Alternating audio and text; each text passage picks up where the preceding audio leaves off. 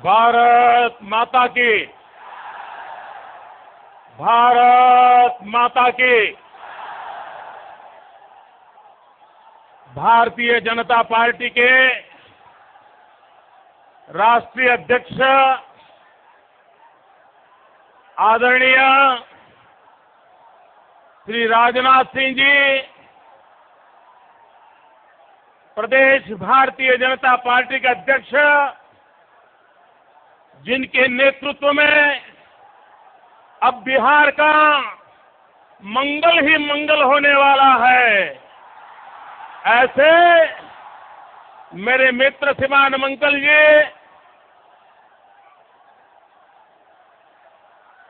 Bharatiya Janata party के वरिष्ठ नेता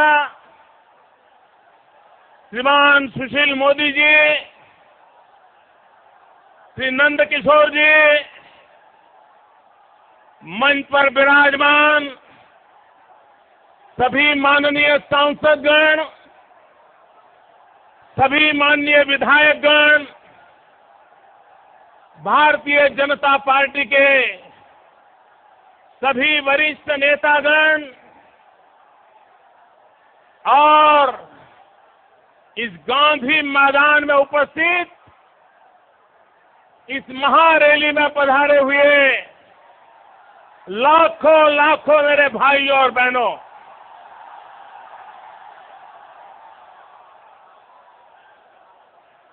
ये महारैली नहीं है, ये तो भारत की महाशक्ति का अनुष्ठान है मित्रों, अनुष्ठान है।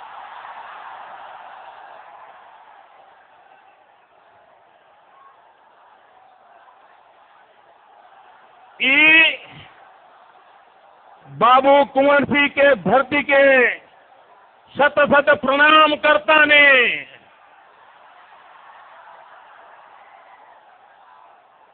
देश में कोनो परिवर्तन बिहार की माटी के बिना संभव नहीं थे।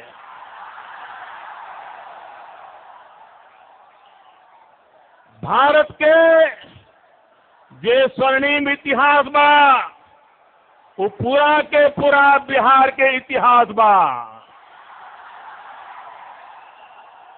चाहे वो नंद वंश के काल होखे या मौर्य वंश के काल होखे, चाहे गुप्त वंश के काल होखे,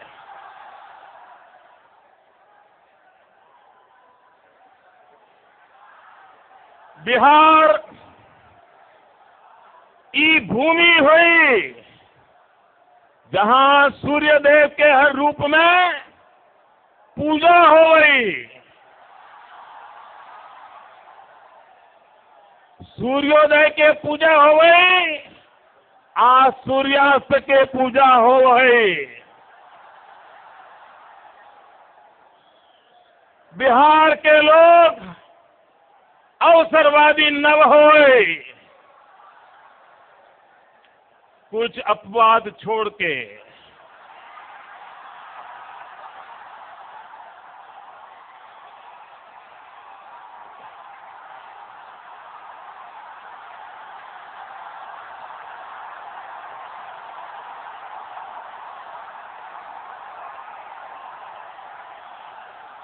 मैं जानता हूं आप क्या सुनना चाहते हो। बिहार के समस्या के जड़ छई सीमांचल के समस्या, पूरा मिथिलांचल बाढ़ से त्रस्त रही छई। भारत नेपाल से मिल एकता कोसी के पेन रोक के व्यवस्था बजाएं, तब बिहार खुशहाल बजतई। आज तक कोई समस्या पर ध्यान न दे पाई छुए। भाइयों बहनों, अगर रामायण काल को याद करें तो माता सीता की याद आती है। अगर महाभारत काल को याद करें तो कर्ण की याद आती है। अगर गुप्त वंश की याद करें तो चंद्रगुप्त की राजनीति हमें प्रेरणा देती है। अगर हम गणतंत्र की बात करें तो आज भी वैशाली का गणतंत्र पूरे विश्व में सिरमौर है।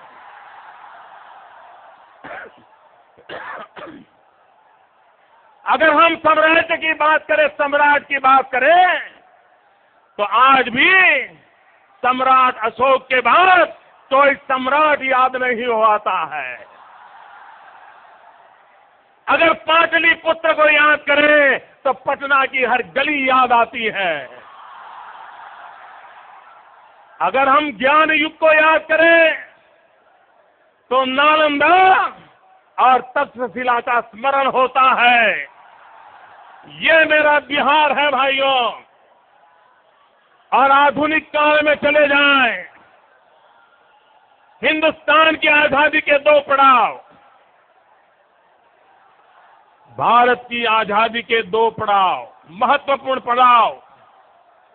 एक महात्मा गांधी का चंपारण का सत्याग्रह और दूसरा गुजरात में गांधी का दांडी यात्रा का कालखंड।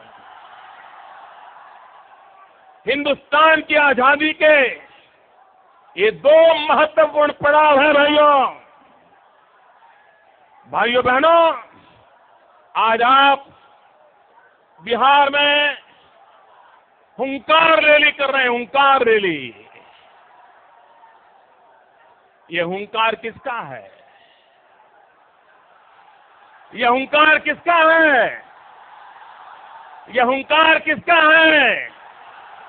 ये हुंकार हिंदुस्तान के करोड़ों करोड़ों गरीबों का हुंकार है जो बिहार से उठा है। भाइयों बहनों, ये सीता माता की धरती है। और जब मैं सीता माता का स्मरण करता हूं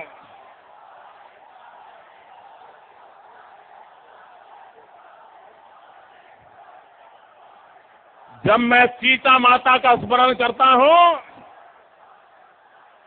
सीता माता का अपहरण हुआ तो सारे वानर सीता माता को खोजने के लिए निकले।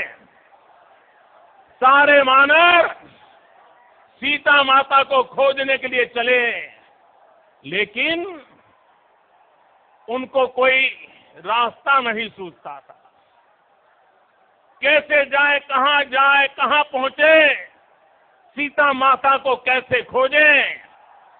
तब सभी वानर उधेड़बुन में थे, और जब सभी वानर उधेड़बुन में थे तो उस समय जाम्बुवंत की नजर हनुमान जी पर पड़ी।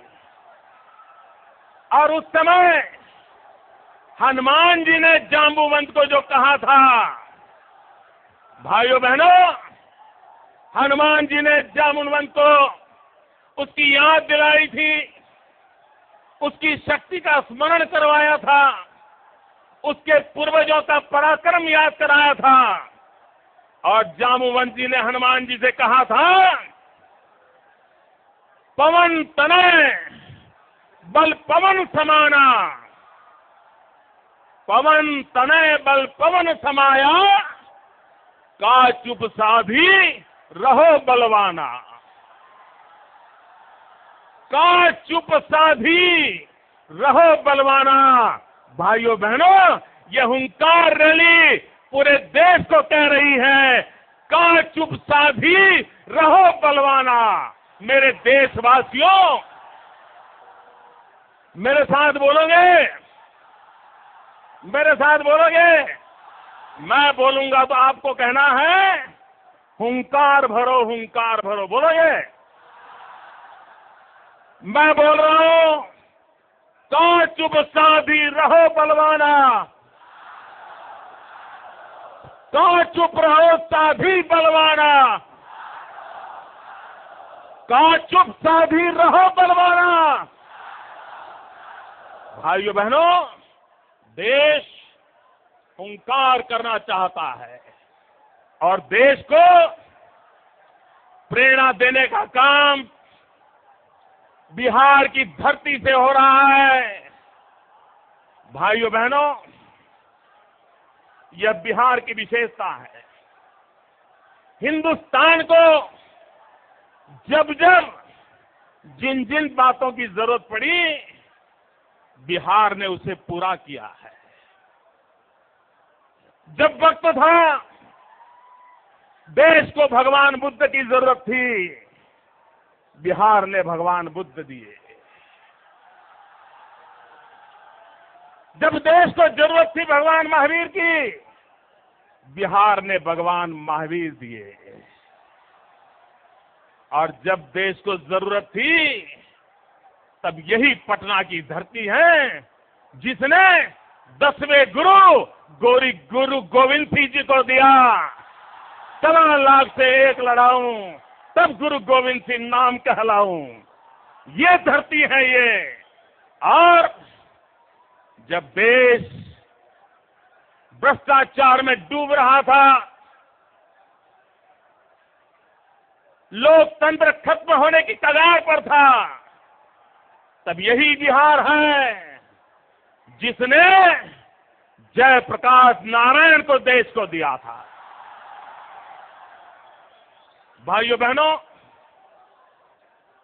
मैं उन भाग्यशाली लोगों में नहीं हूं जिसे जयप्रकाश नारायण की उंगली पकड़ के चलने का सौभाग्य मिला था, लेकिन मैं उन भाग्यशाली लोगों में हूं जिसे जयप्रकाश नारायण के चरणों में बैठ करके लोकतंत्र के सुचिता के पाठ पढ़ने का सौभाग्य मिला था।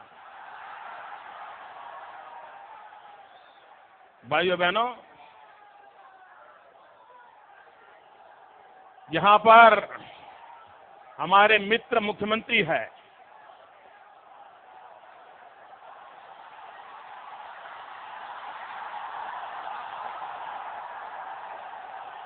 मित्रों, यहां पर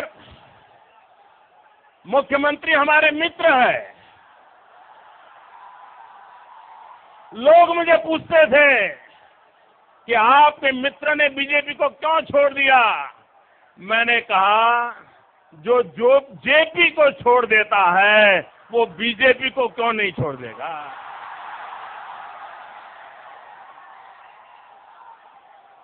अरे राम मनोहर लोहिया जी, जो जीवन भर हिंदुस्तान को कांग्रेस से मुक्त कराने के लिए जीवन भर लड़ते रहे थे, जीवन भर जूझते रहे थे, और जो अपने आप को लोहिया के चेले समझते हैं, उन्होंने लोहिया की पीठ में खंजर भोंका है और कांग्रेस के साथ आंख मिचौली का खेल खेल रहे हैं।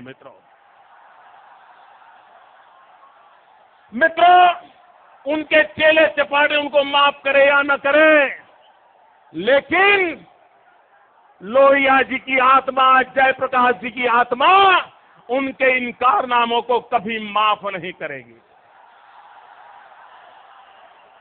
कभी माफ नहीं करेगी। भाइयों बहनों, 2006-07 की घटना है।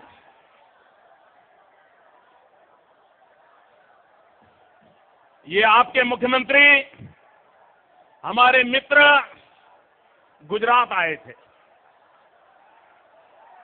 कथा सुननी है?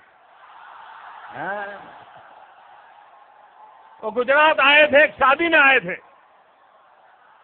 हम भी उस शादी में शरीक हुए थे। हम एक टेबल पर खाना खा रहे थे। शाम का समय था। ये हमारे मित्र, हमारे मेहमान थे। हमने उनको इतना जम करके खिलाया, इतना जम करके खिलाया। ढोकले खिलाए, खमन खिलाया, गुजराती दाल चखाई, गुजराती कड़ी चखाई, हर प्रकार की मिठाई खिलाई, उनका पेट भी भर गया, मन भी भर गया। इतना आस्था स्वागता की इतना गौरव हुआ था, क्योंकि मेहमान नवाजी करना ये मेरे देश की संस्कृति है, मेरे देश की परंपरा। हमने भली भांति उसको निभाया था। भाइयों बहनों, सार्वजनिक जीवन के चरित्र होते हैं, सार्वजनिक जीवन के उसूल होते हैं। आपने देखा होगा, हमारे लालू जी मुझे गाली देने में कभी मौका नहीं छोड़ते थे। वो हमेशा कहते थे, मैं कभी मोदी को प्रधानमंत्री नहीं बनने दूंगा, ऐसा कहते थे। लेकिन 3 महीने पहले लालू जी का अकस्मात हुआ। हमारे राजीव प्रताप रूडी जी ने मुझे बताया कि लालू जी को अकस्मात हुआ, एक्सीडेंट हुआ है।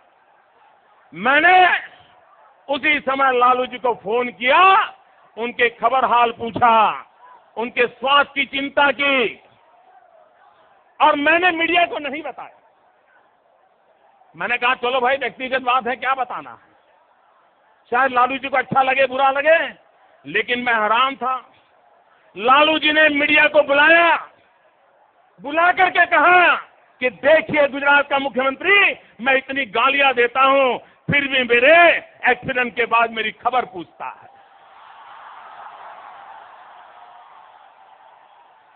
तो मैंने कहा लालू जी से, लालू जी, यदुवंश के राजा श्री कृष्ण भगवान हमारी गुजरात की द्वारिका नागरे में आकर के बसे थे।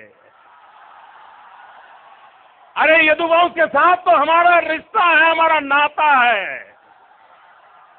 अगर आपको कुछ हो जाए तो गुजरात द्वारिका की धरती है, हमें आपके प्रति प्रेम जगना बहुत स्वाभाविक है।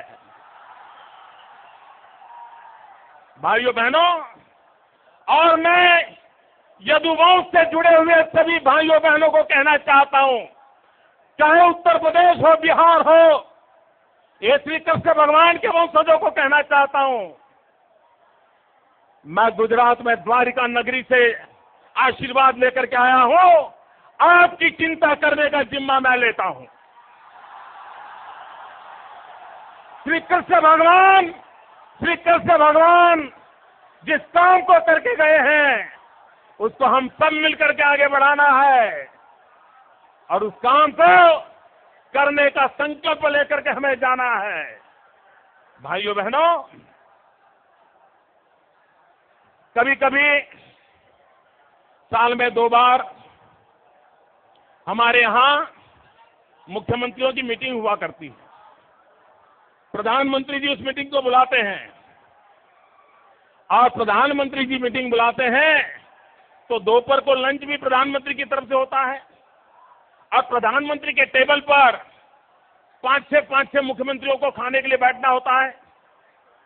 तो एक बार ऐसा हुआ, 1 साल पहले की बात है, प्रधानमंत्री जी के टेबल पर हम और हमारे बिहार के मित्र मुख्यमंत्री दोनों एक ही टेबल पे भोजन पे आ गए। भोजन परोसा जा रहा था, लेकिन वो खाना खा नहीं रहे थे, इधर उधर देख रहे थे, चारों तरफ देख रहे थे।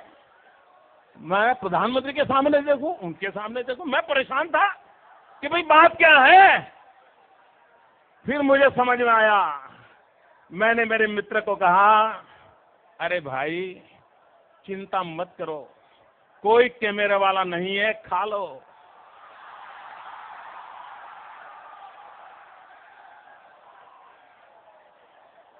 हिपोक्रेसी की भी सीमा होती है। भाइयों बहनों,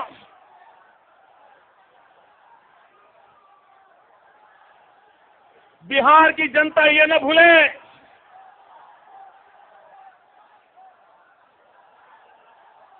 भारतीय जनता पार्टी के उसूलों को समझे मित्रों। जिस समय बिहार में पहली बार जंगल राज से मुक्ति का अवसर आया। भारतीय जनता पार्टी के विधायक जेडीयू से डबल थे। स्वाभाविक था कि मुख्यमंत्री बीजेपी का बन सकता था, लेकिन भाजपा के लिए दल से बड़ा देश होता है। और इसलिए अधिक विधायक बीजेपी के होने के बावजूद भी सुशील मोदी जी का मुख्यमंत्री बनना हर प्रकार से वाजिब होने के बावजूद भी जंगल राज से बिहार को मुक्ति मिले, इसलिए मेरी पार्टी ने हमारे अधिकार को बलि चढ़ा दिया, उस हमारे मित्र को मुख्यमंत्री बनाया और वो सांप्रदायिक बिन सांप्रदायिक से झगड़े के सिरमौर बनके और दो जुटा पाएंगे ऐसा भरोसा था, नहीं ला पाए। हफ्ते भर में सरकार चली गई। मैं तो हमारी कोशिश थी कि बिहार को जंगल राज से मुक्त करें और इसलिए भारतीय जनता पार्टी का अधिकार होने के बावजूद भी हमने उनका नेतृत्व स्वीकारा, उनको हमने माना। भाइयों बहनों, उसके बाद जब मैं कहता हूं किसी भी हालत में बिहार को जंगल राज से बचाना था, उसके बाद गठबंधन की सरकार बनी और मैं आज की देश के अर्थशास्त्रियों को आह्वान करता हूं, पॉलिटिकल पंडितों को आह्वान करता हूं, जितनी देर जेडीयू और भाजपा की संयुक्त सरकार चली, अगर किसी ने अच्छे से अच्छे काम किए हैं तो भाजपा के मंत्रियों ने किए थे। विकास की यात्रा को किसी ने आगे बढ़ाया तो भाजपा के मंत्रियों ने बढ़ाया था। और बिहार के सुधार की जो खबरें आने लगी थी, वो खबरें भी भारतीय जनता पार्टी के मंत्रियों का, भारतीय जनता पार्टी के विधायकों का, भारतीय जनता पार्टी के कार्यकर्ताओं का बिहार का बड़ा करने का संकल्प था, उसी के कारण हुआ था। उसके बावजूद भी एक बार सवाल आया, दो चुनाव हुए, पार्टी के सामने विषय था गुजरात से नरेंद्र मोदी को चुनाव प्रचार में लाया जाए या न लाया जाए। मीडिया ने भी बड़ा विषय उछाल दिया था। हमारे बिहार के हर नेता, उनका मुझ पर इतना प्यार था, वो मुझे बुलाने के लिए आतुर थे।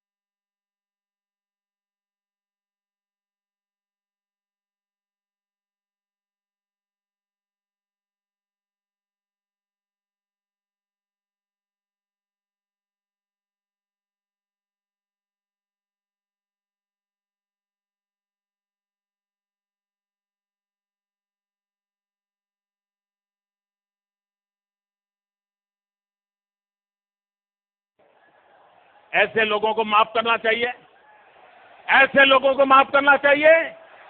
ये कांग्रेस ने सत्ता प्राप्त करने के बाद तुरंत कहा था कि वे गंगा की सफाई करेंगे।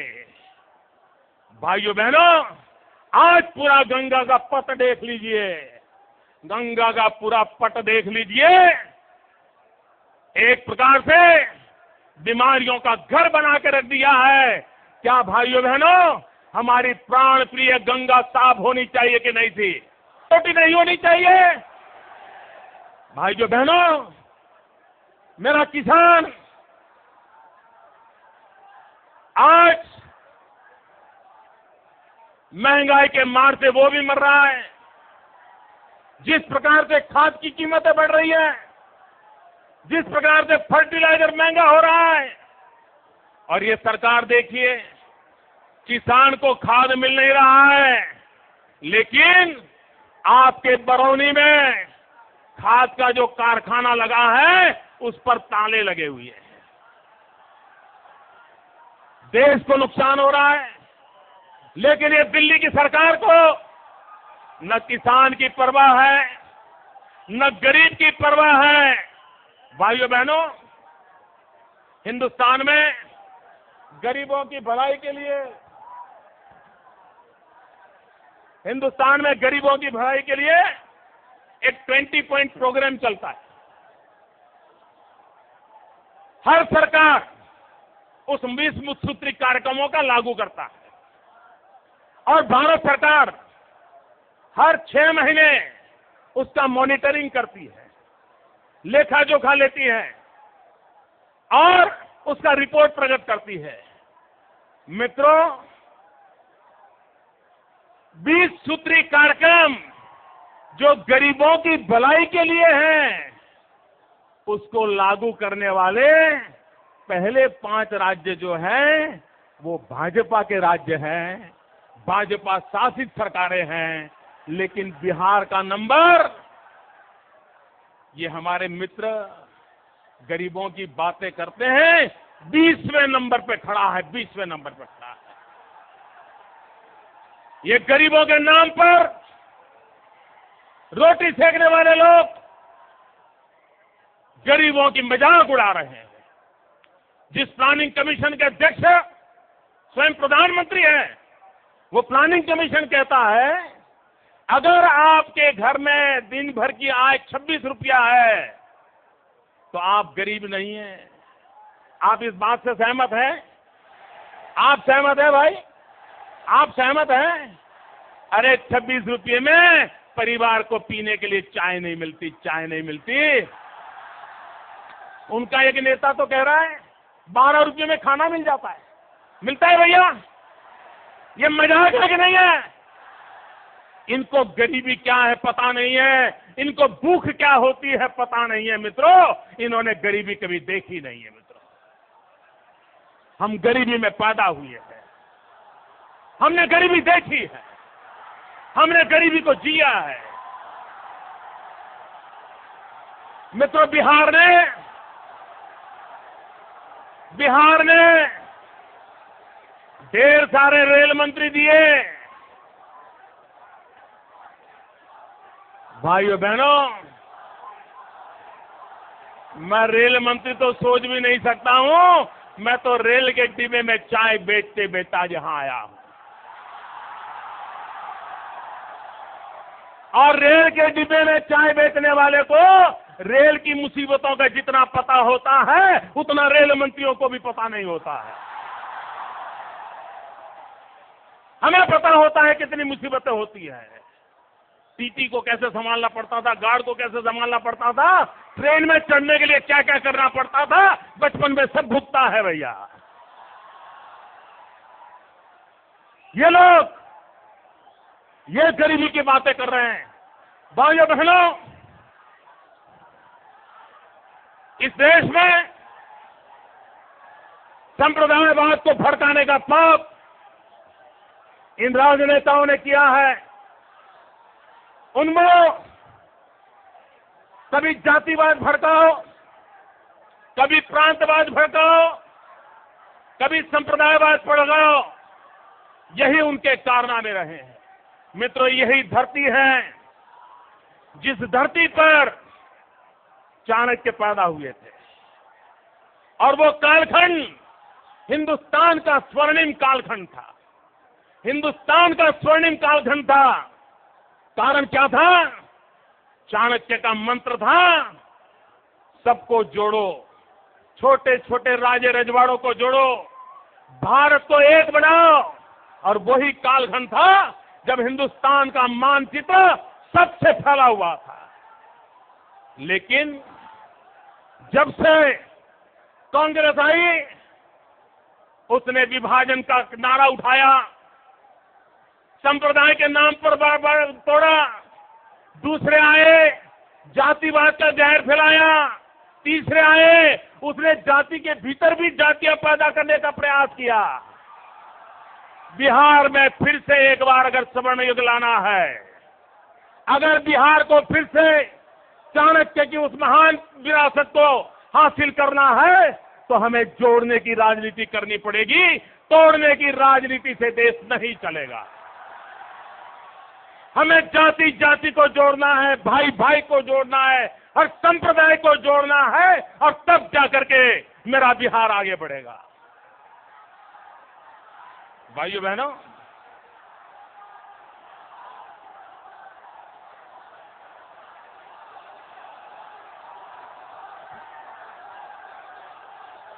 बिहार की ये धरती, उसकी ताकत क्या थी? जब सिकंदर आया और सिकंदर यहां पर सारा विश्व विजेता करके आया था, और जब बिहार से लोहा लेने की बार आई, तो क्या हाल हुआ मित्रों? दीने इलाही का बेबाक बेड़ा, दीने इलाही का बेबाक बेड़ा, नक्शा जिसका शाही आलम में पहुंचा कि ये 500 पार सातों समंदर, न अमन में ठिठका न कुलजाम में झिटका, वो डूबा दहाबे में गंगा के आकर। दीने इलाही का बेबाक बेड़ा नक्शा आलम में पहुंचा कि ये 500 पार सातों समंदर, न अमन में ठिठका न कुलजाम में झिटका, वो डूबा दहाबे में गंगा के आकर। ये ताकत थी हमारे सैनिकों की। उन्होंने सिकंदर को यहां परास्त किया, उसको मार करके भेजा। जिस भूमि में ऐसे वीर पैदा हुए, जिस भूमि वीरों का गौरव करती है, जिस भूमि के सेनानियों ने सिकंदर के इतिहास पर तालिमा लगा दी थी, उसी भूमि पर, हिंदुस्तान की सीमा पर मेरे बिहार के जवान भारत मां की रक्षा कर रहे थे। पाकिस्तानियों ने उन्हें मौत के घाट उतार दिया। बहुत दूर की बात नहीं है, 2 महीने पहले की बात है। पाकिस्तान में मेरे बिहार के जवान जो सेना में थे, उनको मार गिराया, वे शहीद हुए। हिंदुस्तान का हर बच्चा शहीदों के लिए गौरवगान करता है, शहीदों से प्रेरणा लेता है। लेकिन यहां एक ऐसी सरकार बैठी है जिसका मंत्री कहता है कि सेना में तो मरने के लिए जाना होता है। डूब मरो, मेरी सेना का अपमान करने वाले डूब मरो। अरे दुश्मन जो मेरे सेना के जवानों को मारते हैं, उनके खिलाफ आवाज उठनी चाहिए थी। और आप ये कह रहे हो कि वो सेना में मरने के लिए जाते हैं। बिहार के मेरे भाइयों, ये अपमान सहन करोगे? ये अपमान सहन करोगे? ये अपमान सहन करोगे? भाइयों बहनों, इनको हमेशा हमेशा के लिए ऐसा सबक सिखाओ, ऐसा सबक सिखाओ, वो आने वाले कभी भी मेरे देश के सेना का अपमान न करे, हमारे सुरक्षा बलों का अपमान न करे, हमारे जवानों की शहादत पर इस प्रकार का कीचड़ न उछाले। भाइयों बहनों, देश आज परिवर्तन चाहता है। चारों तरफ से हम पर कीचड़ उछाला जा रहा है, कोई बाकी नहीं, गली मोहल्ले से कीचड़ उछलता चला जा रहा है। पूरे देश में एक ऐसा माहौल बना गया है। लेकिन इन कीचड़ उछालने वालों को कह रहा हूं, आप जितना ज्यादा कीचड़ उछालोगे, कमल उतना ही ज्यादा खिलने वाला है। जितना ज्यादा कीचड़ उछालोगे, ये कमल उतना ही ज्यादा खिलने वाला है। और इसलिए भाइयों बहनों, मैं आपसे अनुरोध करने आया हूं कि आने वाले दिनों में मेरे भाइयों बहनों, हमने एक विश्वास के साथ आगे बढ़ने का संकल्प लेकर के चलना है। तब भाइयों बहनों, मैं कहना चाहता हूं कि हम सब एक नए संकल्प के साथ, लोग कहते हैं आज यहां पर ऐतिहासिक रैली हुई है। मैं कहता हूं ये सिर्फ ऐतिहासिक रैली नहीं है, ये नए इतिहास की नींव रखने वाली घटना है। ये नया इतिहास निर्माण करने वाली घटना है। और उसी घटना को लेकर के भाइयों बहनों, हम जब आगे बढ़ रहे हैं, तब एक नए विश्वास के साथ, नए उमंग और उत्साह के साथ आने वाले दिनों में भारत के भाग्य को बदलने के लिए हम आगे बढ़े। आप सबका मैं बहुत बहुत आभारी हूं।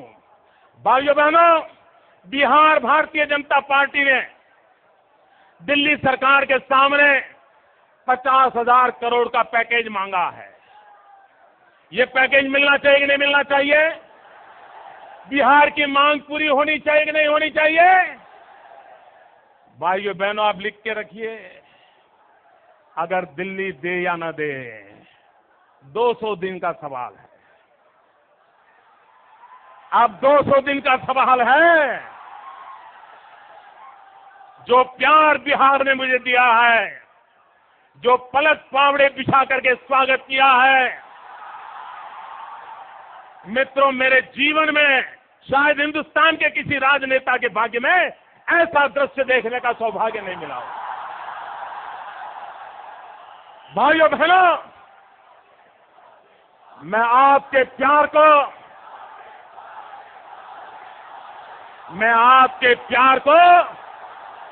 ब्याज समेत चुकता करूंगा, ब्याज समेत चुकता करूंगा। और हमारा मंत्र है विकास, हमारा मंत्र है विकास। सारी समस्याओं का समाधान है विकास।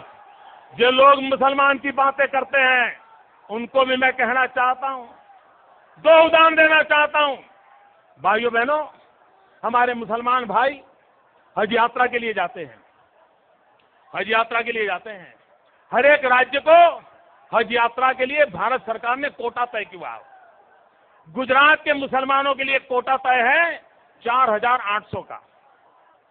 बिहार के मुसलमानों के लिए हज यात्रा का कोटा है 7,000 और ऊपर थोड़ा बहुत। बिहार में ये जो बिन सांप्रदायिक नाते कर रहे हैं, मेरे मुसलमान भाइयों का क्या हाल किया है। बिहार के अंदर कोटा है 7,000 7,500 का, लेकिन जाने वालों की एप्लीकेशन आती है सिर्फ 6,000। पूरी सीटें भी नहीं भरती। क्यों? क्योंकि बिहार के गरीब मुसलमान के पास पैसे नहीं है।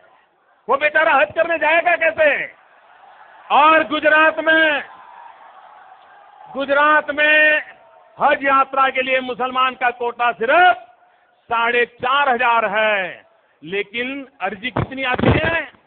एप्लीकेशन आती है 40,000 की एप्लीकेशन आती है, 40,000। ये क्यों आती है? क्योंकि वहां का मुसलमान सुखी है।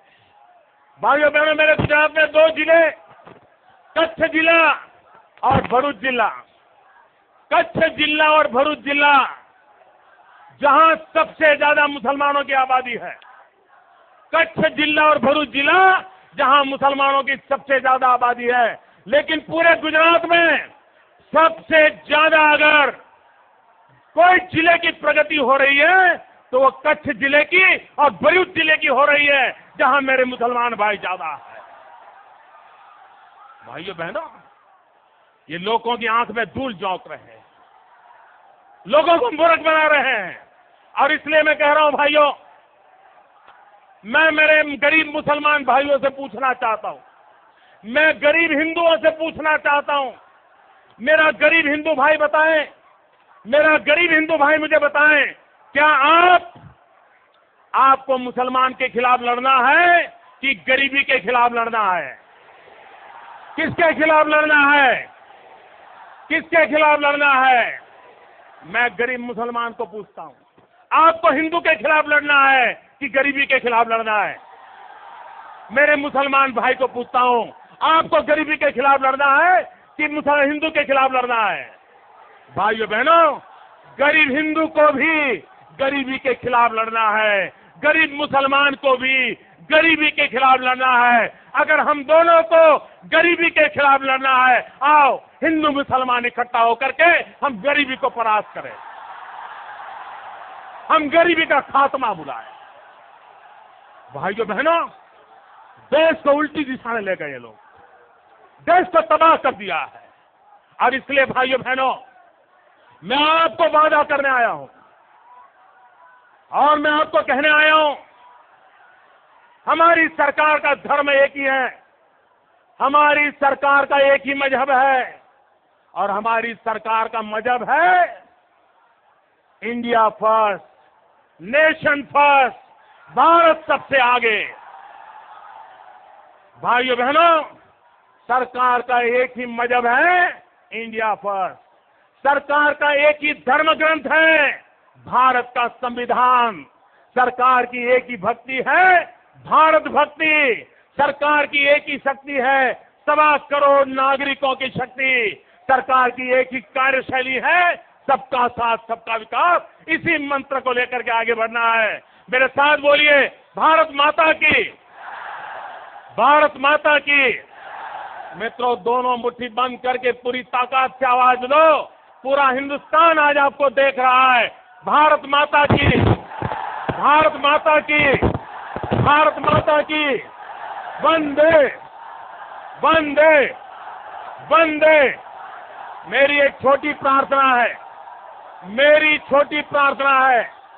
भाइयों बहनों, आप यहां से जाएंगे, जाते समय कोई जल्दबाजी नहीं करेंगे, अपने गांव तक सलामत जाना, कोई एक्सीडेंट नहीं होना चाहिए, हमारे किसी कार्यकर्ता की, किसी मेरे बिहारी भाई की जान नहीं जानी चाहिए। शांति से जाओगे, शांति से जाओगे, जल्दबाजी नहीं करोगे। ये बहुत बड़ा कार्यक्रम है, जाते समय संभालना पड़ेगा। और दूसरी बात, भाइयों बहनों, हमें शांति और एकता को बनाए रखना है। किसी भी हालत में शांति पे चोट नहीं आनी चाहिए, किसी भी हालत में बिहार की शान को चोट नहीं आनी चाहिए, हिंदुस्तान में कहीं पर भी शांति पर चोट नहीं आनी चाहिए। ये संकल्प लेकर के चले। भारत माता की। वंदे वंदे वंदे। पूरी ताकत से बोलो दोस्तों, दोनों हाथ ऊपर करके, वंदे वंदे वंदे वंदे वंदे वंदे वंदे वंदे वंदे।